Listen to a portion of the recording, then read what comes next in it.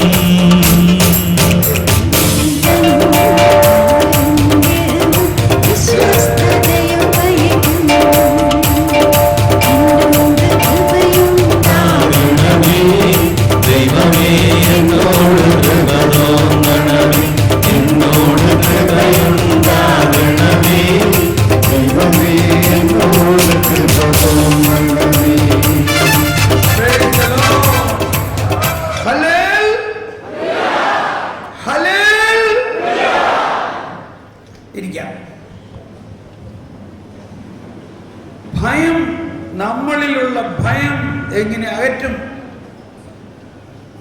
പൂർണ്ണ സ്നേഹം ഭയത്തെ അകറ്റുന്നു.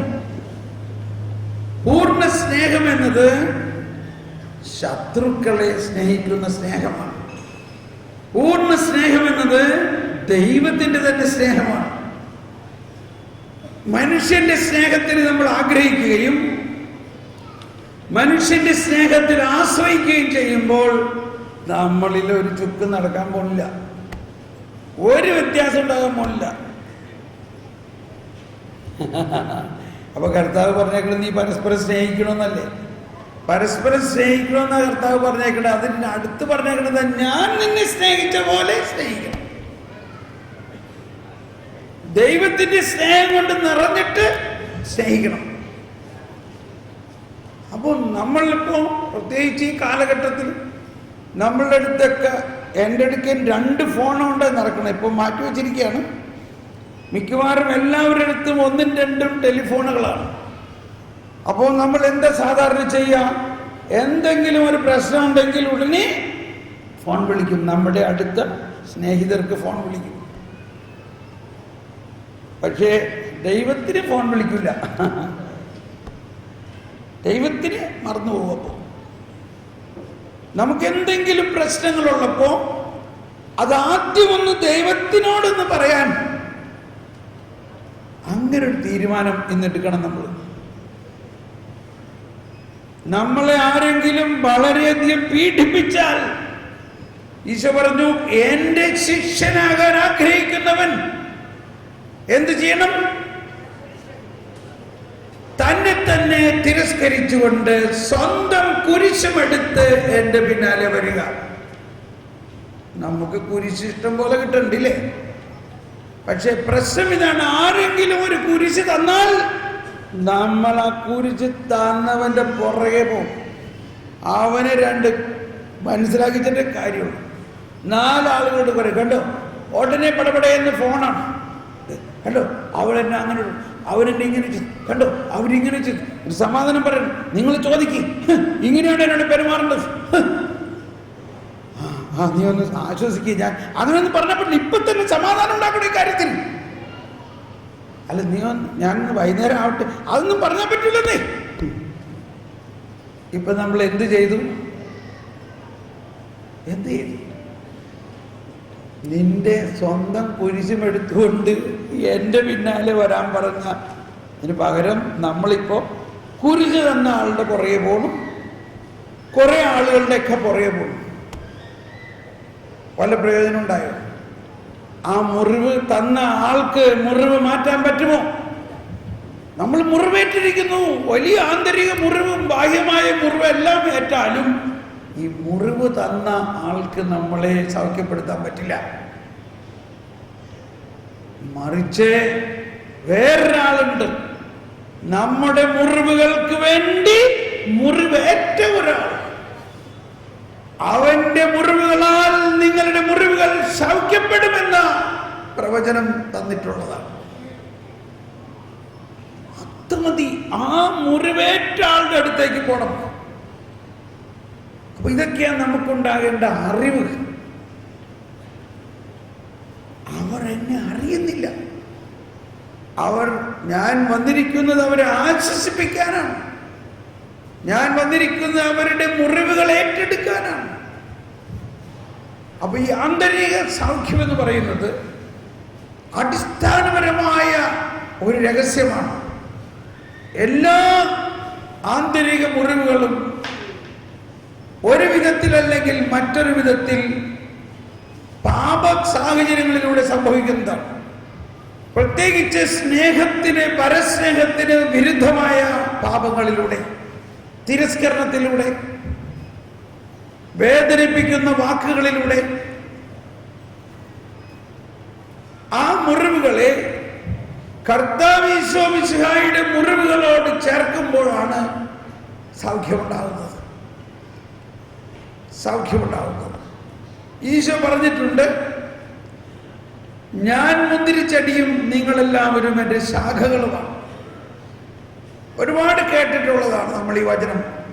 എന്നാൽ ഈ മുന്തിരിച്ചെടിയാണ് ഇതാ അങ്ങ് നമുക്ക് കാണാം. ഈ ഹാളിന്റെ അറ്റത്ത് കൽത്തൂണിൽ കെട്ടിയിട്ട് അടിക്കുന്ന ഈശോയെ, മുറിവേറ്റിരിക്കുന്ന ഈശോയെ, കൈകാലുകൾ കെട്ടപ്പെട്ടിരിക്കുന്ന ഈശോയെ, അവനെ കണ്ടവർ അമ്പരന്നു പോയി. യെശയ്യായുടെ പുസ്തകത്തിൽ 52-ാം അധ്യായത്തിൽ 13-14 വചനമാണ് പറയുന്നത്, അവനെ കണ്ടവർ അമ്പരന്നു പോയി. യെശയ്യാ 53 അല്ലെങ്കിൽ 52-ൽ 14-ാമത്തെ വചനം പറയുക. ഒന്നെല്ലാവരും ഏറ്റു പറയാം. യെശയ്യാ കിട്ടിയോ? അവനെ കണ്ടവർ അമ്പരന്നുപോയി. എല്ലാവരും ശബ്ദമുയർത്തി. അവനെ കണ്ടവർ അമ്പരന്നുപോയി. മനുഷ്യനെന്ന് തോന്നാത്ത വിധം അവൻ വിരൂപനായിരിക്കുന്നു. അവൻ്റെ രൂപം മനുഷ്യൻ്റേതല്ല. അവൻ അനേക ജനതകളെ പരിഭ്രാന്തരാക്കും. രാജാക്കന്മാർ അവൻ മൂലം നിശബ്ദരാകും. അവരോട് പറഞ്ഞിട്ടില്ലാത്തവ അവർ കാണും, കേട്ടിട്ടില്ലാത്തവ മനസ്സിലാക്കുകയും ചെയ്യും. അവനെ കണ്ടവർ അമ്പരന്ന് പോയി. യേശുവിനുണ്ടാകാനിരിക്കുന്ന അതിഭീകരമായ സഹനത്തിൻ്റെയും വേദനകളുടെയും നടക്കാൻ പോകുന്ന ആ അവസ്ഥയെക്കുറിച്ച് 725 വർഷം മുമ്പ് ഉണ്ടായിരിക്കുന്ന പ്രവചനമാണ്. അവനെ കണ്ടവർ അമ്പരന്ന് പോയി. കാരണം അത്രയ്ക്ക് വിരൂപമായിരിക്കുന്ന രീതിയിൽ അവരങ്ങ് തല്ലിച്ചതച്ചു. അവന്റെ ശരീരത്തിലെല്ലാം ഇറച്ചി പുറത്തു വന്നിരിക്കുന്നു. ഇതൊന്നും ഒരു സിനിമയിലും ഇന്നത്തെ കാലത്ത് കാണിക്കാനേ പറ്റില്ല നിയമപരമായിട്ട്. അതുകൊണ്ട് പാഷൻ ഓഫ് ക്രൈസ്റ്റ് ഉണ്ടാക്കിയിട്ട് മുഴുവനും കാണിച്ചിട്ടില്ല അതിനകത്ത്. പക്ഷെ നമുക്ക് ഈ പ്രവചനത്തിലൂടെ മനസ്സിലാക്കാം എന്തുകൊണ്ട് അവൻ അത്രയ്ക്ക് വിരൂപനായി. അവൻ നമ്മുടെ മുറിവുകളാണ് ഏറ്റെടുത്തത്. ഇത് നമ്മുടെ ജീവിതത്തിൽ ഒരുപക്ഷെ സംഭവിച്ചിട്ടുണ്ടാകാം. നമ്മൾ പല സമയത്തും ഇങ്ങനെയൊക്കെ സംഭവിച്ചു കാണും. ഇതൊന്നും ആരോടും പറയില്ലല്ലോ. ഇതെല്ലാം രഹസ്യമായിട്ട് നമ്മുടെ ജീവിതത്തിൽ സംഭവിച്ചിട്ടുണ്ടാകാം. ആ മുറിവുകളും ആ വേദനയും താങ്ങിക്കൊണ്ടാണ് ഇപ്പോഴും നമ്മൾ നടക്കുന്നത്. അവന്റെ രൂപം മനുഷ്യൻ്റെതല്ല. അവൻ അനേക ജനതകളെ പരിഭ്രാന്തരാക്കും. ഓക്കെ. ശേഷം 53-ാമത്തെ വചനത്തിൽ അധ്യായത്തിൽ 4-ാമത്തെ വചനം പറയാണ്, അവൻ നിന്ദിക്കപ്പെട്ടു, നാം അവരെ ബഹുമാനിച്ചതുമില്ല. നമ്മുടെ വേദനകളാണ് യഥാർത്ഥത്തിൽ അവൻ വഹിച്ചത്. നമ്മുടെ ദുഃഖങ്ങളാണ് അവൻ ചുമന്നത്. എന്നാൽ ദൈവം അവനെ പ്രഹരിക്കുകയും ശിക്ഷിക്കുകയും ദണ്ഡിപ്പിക്കുകയും ചെയ്തു എന്ന് നാം കരുതി. നമ്മുടെ അതിക്രമങ്ങൾക്ക് വേണ്ടി അവൻ മുറിവേൽക്കപ്പെട്ടു. എല്ലാവരും ശബ്ദം ഉയർത്തിയേറ്റ് പറഞ്ഞേ, നമ്മുടെ അതിക്രമങ്ങൾക്ക് വേണ്ടി അവൻ മുറിവേൽക്കപ്പെട്ടു. നമ്മുടെ അകൃത്യങ്ങൾക്ക് വേണ്ടി ക്ഷതമേൽക്കപ്പെട്ടു. അവന്റെ മേലുള്ള ശിക്ഷ നമുക്ക് രക്ഷ നൽകി. അവന്റെ ക്ഷതങ്ങളാൽ നാം സൗഖ്യം പ്രാപിച്ചു. ആടുകളെ പോലെ നാം വഴിതെറ്റിപ്പോയി. നാം ഓരോരുത്തരും സ്വന്തം വഴിക്ക് പോയി. നമ്മുടെ അകൃത്യങ്ങൾ കർത്താവ് അവന്റെ മേൽ ചുമത്തി. അവൻ മർദ്ദിക്കപ്പെടുകയും പീഡിപ്പിക്കപ്പെടുകയും ചെയ്തു. എങ്കിലും അവൻ ഉരിയാടിയില്ല.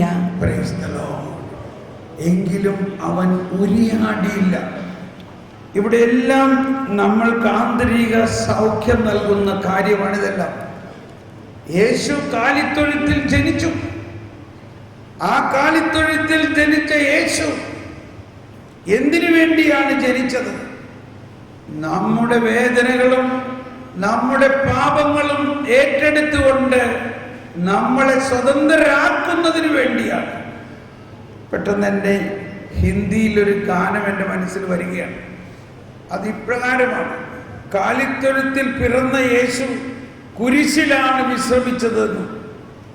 ചരനി മേ തൂനെ ജന്മ ലിയാ യേശു. കാലിത്തൊഴുത്ത് അല്ലെങ്കിൽ പുൽത്തൊടു. ചരണി മേ തൂനെ ജന്മ ലിയാ യേശു, സൂലി पर किया विश्राम, സൂലി पर किया विश्राम. കുരിശിലാണ് വിശ്രമിച്ചത്. എന്നിട്ട് പാടുകയാണ്, हम सबके पापों को मिटाने, हम सबके पापों को मिटाने यीशु हुआ बलिदान, यीशु हुआ बलिदान. हम सबके पापों को मिटाने, നമ്മുടെ പാപങ്ങളിൽ നിന്നും നമുക്ക് മോചനം നൽകുന്നത് നമ്മുടെ ശക്തി കൊണ്ടല്ല. നമ്മുടെ മുറിവുകളിൽ നിന്ന് നമുക്ക് മോചനം ലഭിക്കുന്നത് നമ്മുടെ സാന്ത്വന വാക്കുകളിലൂടെയല്ല, മറിച്ച് ഈശോയുടെ മുറിവുകളും ഈശോ വേദനിച്ച ആ വേദനകളുമാണ്.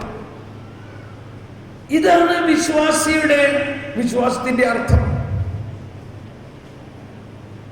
ജോസഫ് പറഞ്ഞു, നിങ്ങൾ എന്നോട് ചെയ്ത തിന്മ എന്ന് പറഞ്ഞ എല്ലാവരും, നിങ്ങൾ എന്നോട് ചെയ്ത തിന്മ ദൈവം നന്മയാക്കി മാറ്റിയിരിക്കുന്നു. എല്ലാവരും കരമുയർത്തി ശബ്ദമുയർത്തി, നിങ്ങൾ എന്നോട് ചെയ്ത തിന്മ ദൈവം നന്മയാക്കി മാറ്റിയിരിക്കുന്നു. യെശയ്യാ 53:9 പറയുകയാണ്, അവിടുന്നാണ് അവനെ ക്ലേശങ്ങൾക്ക് വിട്ടുകൊടുത്തത്. അവനെ ക്ലേശങ്ങൾക്ക് വിട്ടുകൊടുത്തത് ദൈവം തമ്പുരാൻ തന്നെയാണ്. അവൻ വേദനിക്കണം എന്നത് അവിടുത്തെ ഹിതമായിരുന്നു. ഒന്നെല്ലാവരും ഒന്ന് ഏറ്റു പറഞ്ഞ്, അവൻ വേദനിക്കണം എന്നത് അവിടുത്തെ ഹിതമായിരുന്നു. ഇത് ഇത്തിരി മനസ്സിലാക്കാൻ ബുദ്ധിമുട്ടാണ്. ദൈവം അങ്ങനെ ആഗ്രഹിക്കുന്നുണ്ടോ നമ്മൾ വേദനിപ്പിക്കണം? നമ്മൾ വേദനിക്കണം എന്നത് ദൈവം ആഗ്രഹിക്കുന്നത് ദൈവത്തിൻ്റെ വേദനയുമായിട്ട് നമ്മൾ ഒന്നാകാൻ വേണ്ടിയാണ്. ഇപ്പം നമ്മൾ വീട്ടിൽ ചെന്നു, നാട്ടിൽ കുറേ നാൾ കഴിഞ്ഞിട്ട് നമ്മളുടെ നാട്ടിൽ നമ്മളുടെ പിതൃഭവനത്തിലേക്ക് പോവുകയാണ്. അവിടെ ചെന്നപ്പോൾ നമ്മുടെ ചാച്ചൻ അല്ലെങ്കിൽ അപ്പൻ സൂല്ലാണ്ട് ആശുപത്രി കിടക്കുക. അപ്പൊ നമ്മളാണെങ്കിലും കുറെ കഷ്ടപ്പെട്ടിട്ടാണ് വീട്ടിൽ ചെന്നേക്കണത്, എങ്ങനെയെങ്കിലും 2-3 ദിവസം വിശ്രമിക്കാന്നൊക്കെ വിചാരിച്ചു. പക്ഷെ നമ്മൾ അറിയാണ് ചാച്ചൻ ആശുപത്രിയിൽ കിടക്കുകയാണ്, വളരെ വേദന സഹിക്കുന്നു. നമ്മൾ ഉടനെ എന്ത് പറയും? ഞാൻ ഇന്ന് രാത്രി ചാച്ചന്റെ കൂടെ ആശുപത്രി തങ്ങിക്കോളാം പറയുമോ ഇല്ലയോ? ഓ, നമ്മളൊന്നും ചെയ്യുന്നില്ല അവിടെ. നമ്മൾ ആ വേദനിക്കുന്ന വ്യക്തിയുടെ അടുത്തുനിന്ന് ഇരിക്കുന്നു. ഇതാണ് ഈശോ നമ്മളിൽ നിന്ന് ആഗ്രഹിച്ചത്. ഗെത്സമനിയിൽ വെച്ച് ഈശോ അതികഠിനമായ വേദന അനുഭവിക്കുമ്പോൾ സങ്കീർത്തനത്തിൽ പറയുകയാണ്, ആരെങ്കിലും ഒന്ന് ആശ്വസിപ്പിക്കാനുണ്ടോ എന്ന് നോക്കി ആരെയും കണ്ടില്ല. ആ കർത്താവ് ഈശോ മിശിഹായുടെ ശിഷ്യരാണ് നമ്മൾ. അതുകൊണ്ട് നമ്മൾ ഇന്ന് ചെയ്യേണ്ടത് ആ വേദനിക്കുന്ന യേശുവിൻ്റെ നമ്മൾ ആശ്വസിപ്പിക്കുകയാണ്, യേശുവിനെ ആശ്വസിപ്പിക്കുകയാണ് നമ്മുടെ വേദനയിലൂടെ. ഇത് പറഞ്ഞാൽ മനസ്സിലാവില്ല. നമ്മളിപ്പോൾ വിശുദ്ധ കുർബാന എഴുന്നള്ളിച്ച് വെച്ച് ആരാധിക്കുമ്പോൾ നമ്മുടെ വേദനകളെല്ലാം നിമിഷങ്ങൾ കൊണ്ട് അപ്രത്യക്ഷമായി നമ്മൾക്ക് അത്ഭുതകരമായ സൗഖ്യം കിട്ടുന്നത് നമ്മൾ കാണാൻ പോവുകയാണ്. കാരണം നമ്മുടെ വേദനകൾ യേശുവിനെ ആശ്വസിപ്പിക്കുന്നു. യേശുവിൻ്റെ അപാരമായ വേദനയിൽ നിന്നും ഒരു തുള്ളി വേദന നമുക്ക് തന്നിരിക്കുന്നു. അതുകൊണ്ടാണ് പൗലോസ് ശ്ലീഹ പറയുന്നത്, കൊളോസ്യ ലേഖനത്തിൽ 1-ാം അധ്യായത്തിൽ 24-ാമത്തെ വചനത്തിൽ പറയുകയാണ്, കൊളോസോസുകാർക്ക് ഇത് ലേഖനം 1-ാം അധ്യായം 24-ാമത്തെ വചനത്തിൽ പറയുകയാണ്, നിങ്ങളെ പ്രതിയുള്ള പീഡകളിൽ ഞാൻ സന്തോഷിക്കുന്നു. നിങ്ങളെ പ്രതിയുള്ള പീഡകളിൽ ഞാൻ സന്തോഷിക്കുന്നു. സഭയാകുന്ന തന്റെ ശരീരത്തെ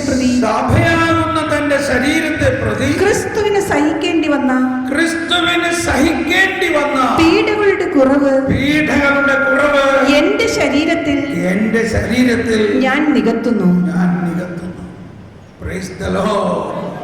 ക്രിസ്തുവിന് സഹിക്കേണ്ടി വന്ന പീഡകളുടെ കുറവ് പൗലോസ് പറയാണ്, എന്റെ ശരീരത്തിൽ ഞാൻ നികത്തുന്നു. ഫിലിപ്പി ലേഖനത്തിൽ 1-ാം അധ്യായം 29-ാമത്തെ വചനത്തിൽ പറയുന്നുണ്ട്, നിങ്ങൾക്ക് ക്രിസ്തുവിൽ വിശ്വസിക്കാൻ വേണ്ടി മാത്രമല്ല, ഒരു കരമുയർത്തി ശബ്ദമുയർത്തി, ക്രിസ്തുവിൽ വിശ്വസിക്കാൻ മാത്രമല്ല അവനു വേണ്ടി സഹിക്കാൻ കൂടിയുള്ള അനുഗ്രഹം അവനെ പ്രതി നിങ്ങൾക്ക് ലഭിച്ചിരിക്കുന്നു. ഒന്നുകൂടി എല്ലാവരും ഏറ്റു പറഞ്ഞുകൊണ്ട്, ക്രിസ്തുവിൽ വിശ്വസിക്കാൻ മാത്രമല്ല അവനു വേണ്ടി സഹിക്കാൻ കൂടിയുള്ള അനുഗ്രഹം അവനെ പ്രതി നിങ്ങൾക്ക് ലഭിച്ചിരിക്കുന്നു. നമ്മുടെ വിശ്വാസവും യേശുവിന്റെ സഹനവും നമ്മുടെ സഹനവുമായിട്ടൊരു ബന്ധമുണ്ട്. ഒരു വിശ്വാസിക്ക് യേശുവിലുള്ള വിശ്വാസം മാത്രമല്ല, ആ വിശ്വാസത്തിന്റെ കരുത്ത് എത്രത്തോളം യേശുവിനെ പ്രതി സഹിക്കാൻ തയ്യാറുണ്ട് എന്നതനുസരിച്ചിരിക്കും. അങ്ങനെയുള്ള സഹനം യേശുവിനെ പ്രതിയാണ് ഞാൻ സഹിക്കുന്നതെന്ന് മനസ്സിലാക്കുമ്പോഴും പ്രാർത്ഥനയിലൂടെ അതൊരു അനുഭവമാക്കുമ്പോഴും നമുക്ക് ആന്തരിക സൗഖ്യം കിട്ടുന്നു, മറിച്ച് ആന്തരിക ശക്തി കിട്ടുന്നു. അതുകൊണ്ടാണ് റോമക്കാർക്ക് ഇത് ലേഖനത്തിൽ 5-ാം അധ്യായത്തിൽ 3 മുതലുള്ള വചനത്തിൽ പറയുന്നത്, നിങ്ങൾ നമ്മുടെ കഷ്ടതകളിലും നാം അഭിമാനിക്കുന്നു. എല്ലാവരും കരമുയർത്തിയേറ്റ് പറഞ്ഞുകൊണ്ട്, നമ്മുടെ കഷ്ടതകളിലും നാം അഭിമാനിക്കുന്നു. എന്തെന്നാൽ കഷ്ടത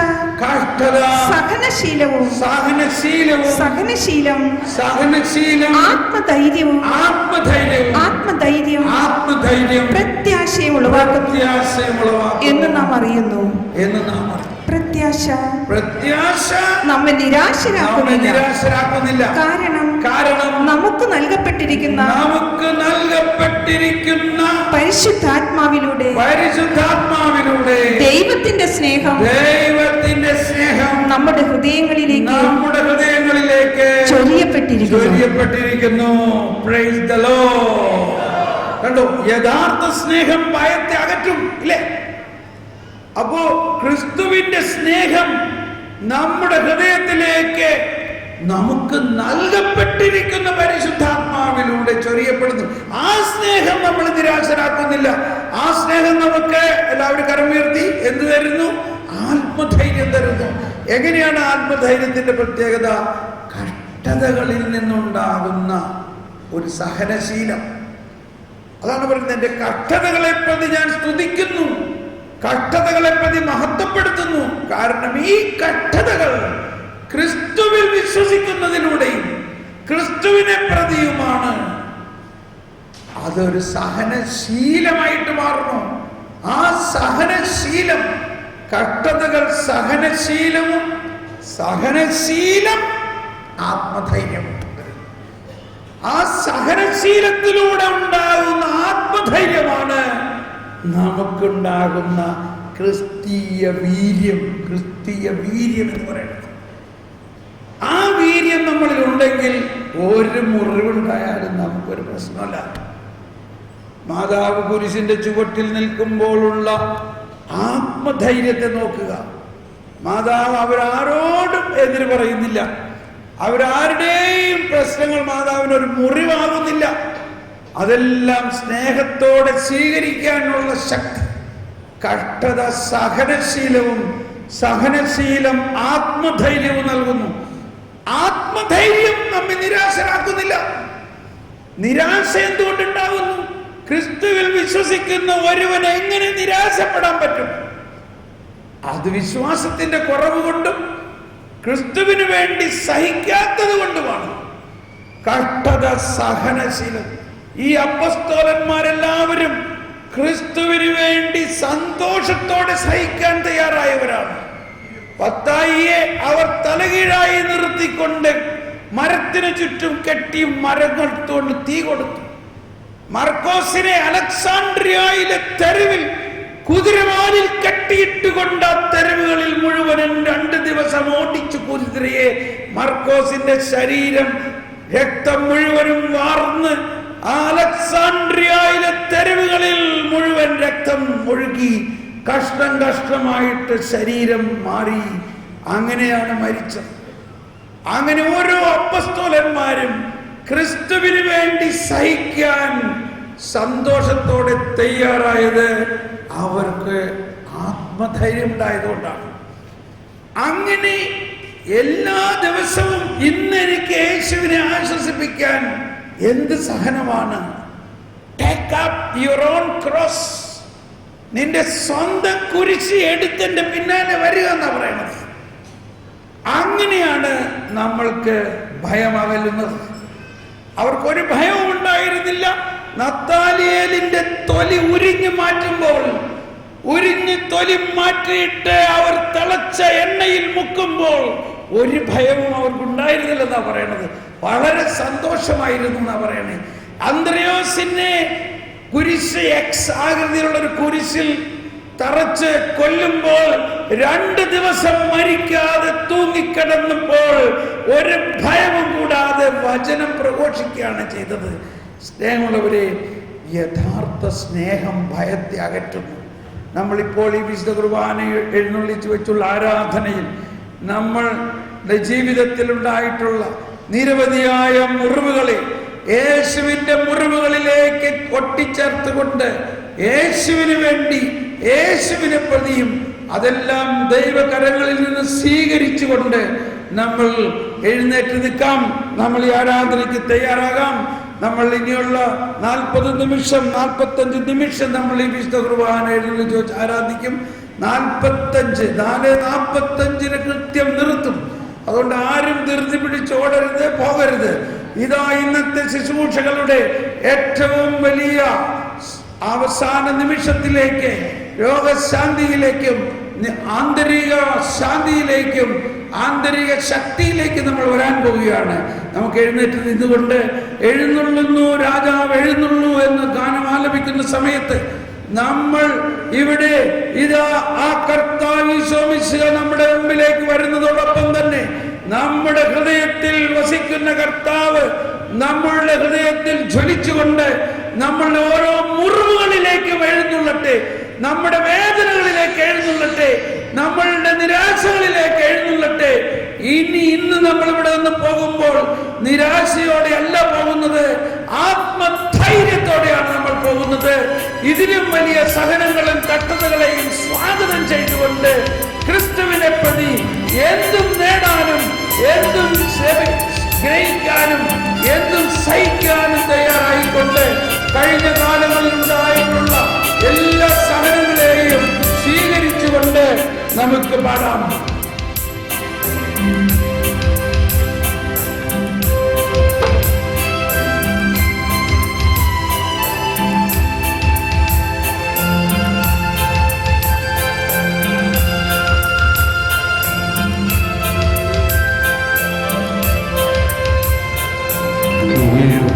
എഴുന്നള്ളുന്നു രാജാവെഴുന്നള്ളുന്നു,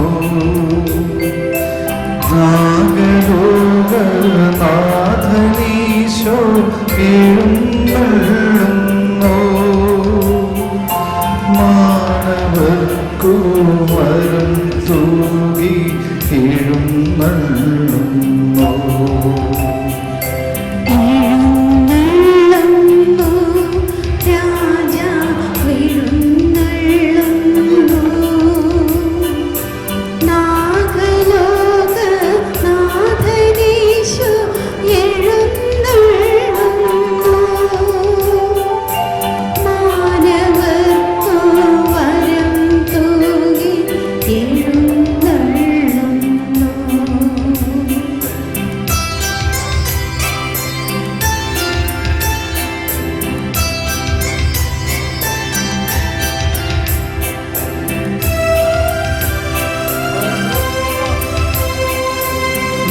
ബത്ലഹേമിൽ വന്നുദിച്ചൊരു കനകതാരം, യൂദയായിൽ കതിരുവീശിയ പരമദീപം,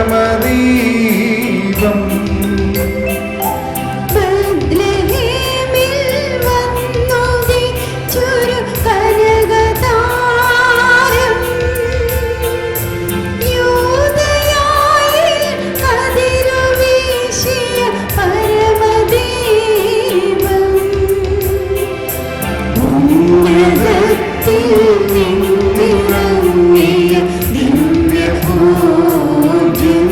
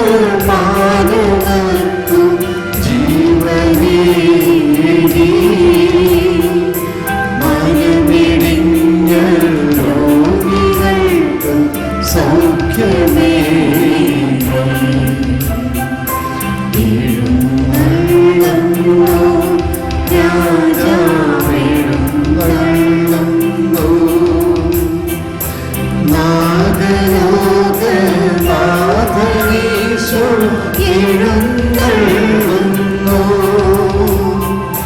മാനവർക്കു വരം തൂകി എഴുന്നള്ളുന്നു.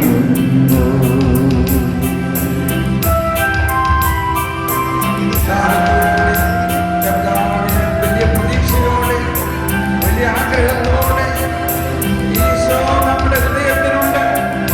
പരിശുദ്ധാത്മാവ് നമ്മുടെ ഹൃദയത്തിലുണ്ട്. എന്നാൽ ആ ഈശോ തന്നെ ഇവിടെ ഇപ്പോൾ അപ്പത്തിന്റെ രൂപത്തിൽ എഴുന്നള്ളി വന്നുകൊണ്ട് നമ്മുടെ ജീവിതത്തിനെ ആശ്വസിപ്പിക്കുകയും മുട്ടുകുത്താൻ സാധിക്കുന്നവർക്ക് മുട്ടുകുത്താം. ബത്ലഹേമിൽ വന്നുദിച്ചൊരു കനകതാരം, യൂദയായിൽ കതിരു വീശിയ പരമദീപം.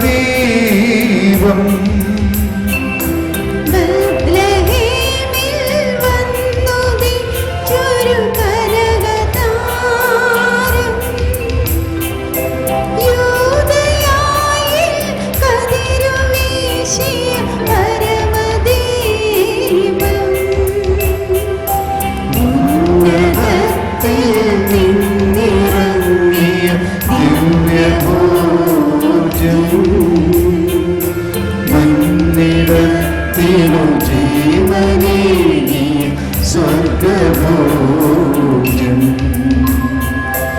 എഴുന്നള്ളുന്നു. രാജാവെഴുന്നള്ളുന്നു.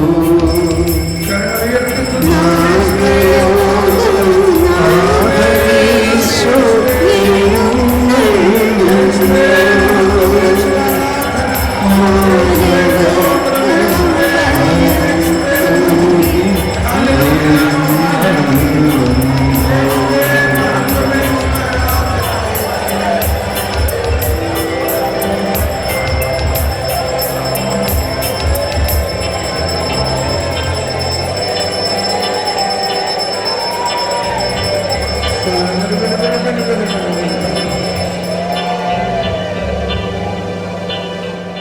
കൈകൾ വിരിച്ചു പിടിച്ചുകൊണ്ട് യേശു നമുക്ക് വേണ്ടി കുരിശിൽ വേദനിച്ച യേശുവാണ് ഇവിടെ. കൈകൾ വിരിച്ചു പിടിച്ചുകൊണ്ട് കർത്താവിൻ്റെ ആ മുറിവുകൾ നമ്മളുടെ ഹൃദയത്തിൽ ഒന്ന് നമുക്ക് പതിപ്പിച്ചുറപ്പിക്കാം. കർത്താവ് നമുക്ക് വേണ്ടി മുറിവേറ്റു.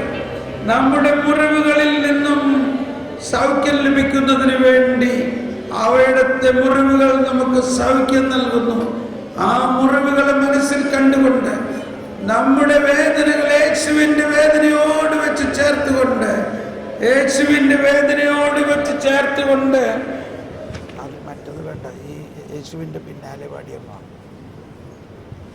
നമ്മുടെ വിളി യേശുവിന്റെ പിന്നാലെ നിന്റെ കുരിശുമെടുത്തുകൊണ്ട് ഒരു നിമിഷത്തേക്ക് നമ്മൾ ചിന്തിക്കുക. ഈശോ എത്ര ഭയാനകമായ വേദനയാണ് അനുഭവിച്ചതെന്ന്. ഗെത്സമനിയിൽ ഈശോ വാവിട്ട് കരഞ്ഞു, പിതാവേ എനിക്ക് പറ്റണില്ല, പിതാവേ ഇത് താങ്ങാൻ എനിക്ക് പറ്റണില്ല, ഈ പാനമാത്രം കഴിയുമെങ്കിൽ എന്നിൽ നിന്ന് അകറ്റണേ എന്ന പോലെ നമ്മുടെ ജീവിതത്തിൽ നമ്മൾ കരഞ്ഞിട്ടുണ്ടോ? ഇപ്പോൾ വീണ്ടും കരയുക. എനിക്ക് പറ്റുന്നില്ല, എനിക്ക് പറ്റുന്നില്ല. യേശുവേ, എന്റെ ജീവിതത്തിലുണ്ടായ ഭയാനകമായ വേദനകൾ, മുറിവുകൾ താങ്ങാൻ എനിക്ക് പറ്റുന്നില്ല. അതോർക്കുമ്പോൾ തന്നെ എനിക്ക് വേദനിക്കുന്നു. ആ യേശുവിന്റെ പിന്നാലെ നമുക്ക് നമ്മുടെ വേദനകളുമായിട്ട് നീങ്ങാം. നമ്മുടെ വേദനകൾ യേശുവിന്റെ വേദനകളോട് ചേർത്ത് വെച്ചുകൊണ്ട് യേശുവിൻ്റെ പിന്നാലെ ഞാൻ പോകുവാൻ എന്നാത്മാവിൽ തീരുമാനം ചെയ്തു. മേലിൽ പിന്നിലെ കൈകൾ വിരിച്ചു പിടിച്ചുകൊണ്ട് വേദന അനുഭവിച്ചുകൊണ്ട് യേശുവിന്റെ പിന്നാലെ ഞാൻ പോകുവാൻ